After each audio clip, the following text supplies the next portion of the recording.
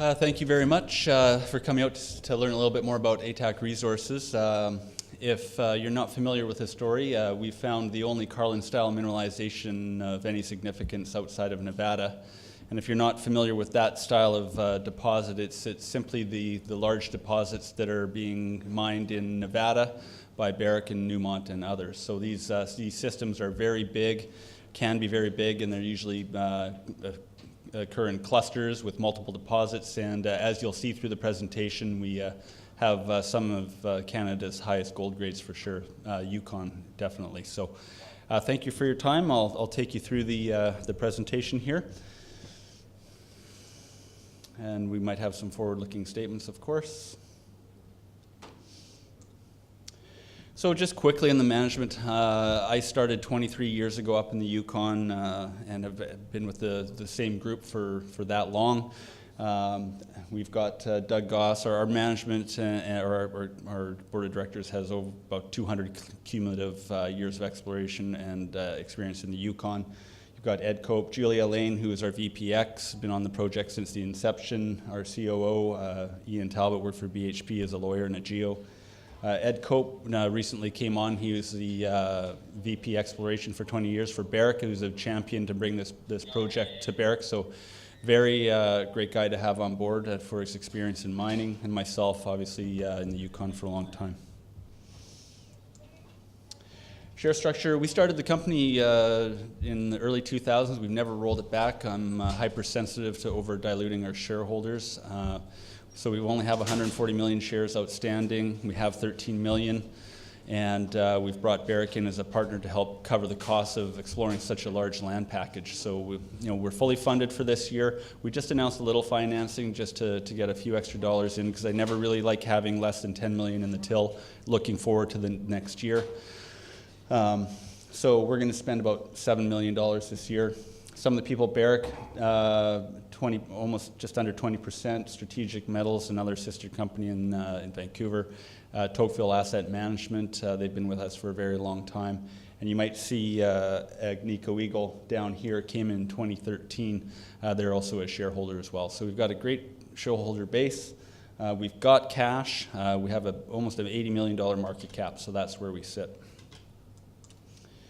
The project, where are we? We're in the Yukon, obviously, central Yukon. You can see that Alexco is going to be an operating silver mine, has been, was Canada's largest primary silver producer. You've got Victoria Gold building a large gold mine there. So mines are being built and operated in the Yukon. You've got a pro-government, pro-mining government there, and with the federal and territorial government looking to put $360 million into infrastructure. So they're really pushing to get mining going in the Yukon, or continuing to have it go on. So when you zoom right into the project, you can see the project is long, 185 kilometers. We've had to break it into 3 different distinct portions because Barrick, we a year ago signed an earn-in agreement with Barrick on that center portion. We have these 100% at either end. This is where we started in 2007, and we found the Tiger Gold deposit. But then in 2009, we hit our first hole of Carlin-style mineralization, 65 meters of almost 5 grams. Spectacular hole. Gold was $1,900. We ended up with a $1 billion market cap. Everything was great. And then obviously things resettled, if you will. So right now we're at $80 million market cap, but we've made the project better every year after year. We've recently have conditional approval for this road, 65-kilometer road out to the western end. We've built airstrips at Osiris and out at Tiger, and there's an existing airstrip here.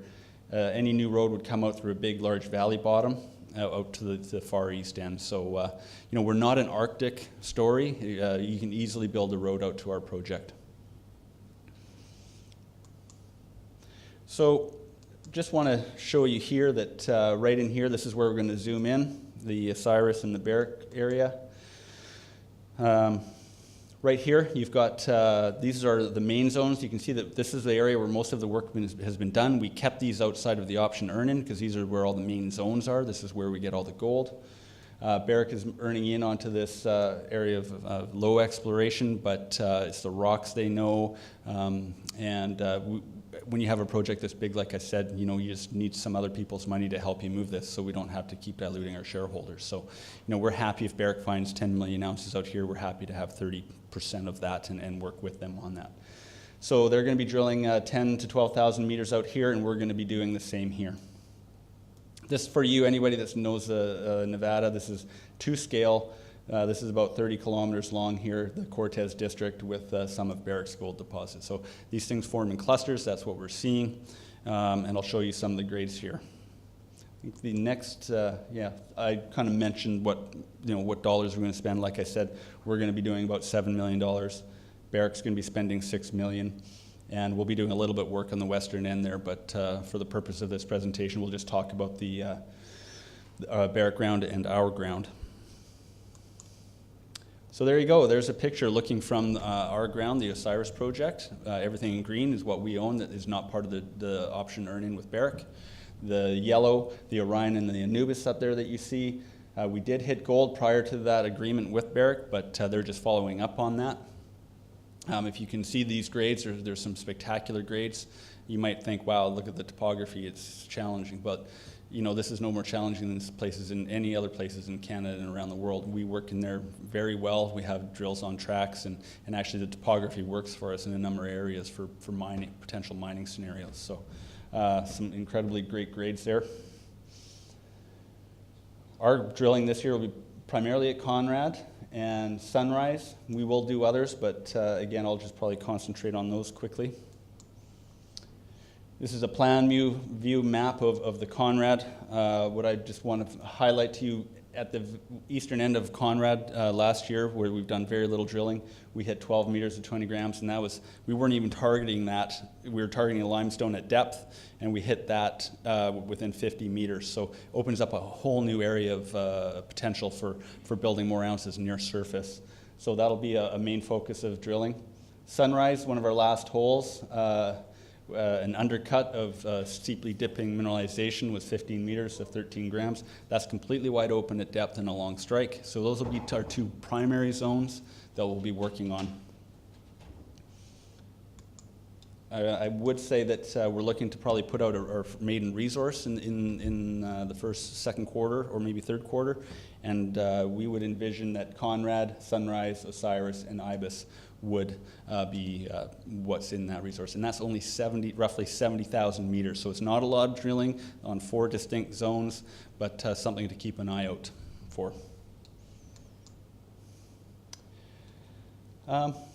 For Conrad, again, I think I already went over this. This whole new area is structurally complex, which is perfect for Carlin-style mineralization. It preps the rocks for fluid flow, so that's where we're going to be drilling. We'll do a little bit out here as well. Again, excellent grade. Sunrise, I kind of talked about that steeply dipping zone. You can see here, if you can see from there, 9 grams over 15 meters, 5 over almost 20, 7 grams 10. There's that 13 to 15. So great grade. It actually splits into 2 here. Who knows what's going to happen at depth and along strike? We'll find out. You can build ounces pretty quick. Pretty spectacular looking core. It's a realgar mineral. It's pretty neat to see. Barrick, what are they going to do? I showed you their area. That's going to be the Anubis cluster. And again, it's a very large area. We'll zoom into that, and they're going to be spending about doing 10,000 meters there. It's a little bit lower ground, a little bit more cover, a little bit more difficult to work in, but last year it was all about science. They did $3.5 million in 2017. It was all about, this is something juniors don't have the luxury of doing, is 4 800-meter stratigraphy holes just to get an understanding of the stratigraphy in the area. And there's geophysics done as well, and basically this year they're going to spend all 10,000 meters going into the area where we, prior to their involvement, drilled almost 3 grams over 61 meters, 20 grams over 8.5, and found up to 100-gram grab samples. So they're going to be moving there. It's all going to be focused on drilling for gold, so it could be a very exciting year. So again, to summarize, we have our largest program, drill program in 6 years coming up. Just landed in site 2 days ago. We've got great grades to follow up on this year. The drilling we do this year is going to be expansion drilling, not infill. And you've got, Barrick's largest gold producer. We have a great relationship, very open with the communication and what we're finding out there. We're making progress on getting access to the project. And again, it's in a very friendly mining jurisdiction. I think companies like Barrick are looking to find more ounces in great places, so we're happy to work with them. So that's it. Thank you very much.